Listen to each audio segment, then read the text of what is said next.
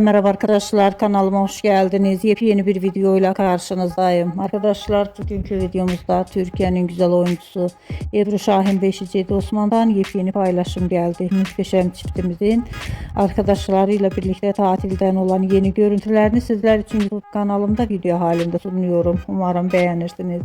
Arkadaşlar, videomu beğendiyseniz kanalımı izlemeyi ve bildirim butonuna basmayı unutmayın.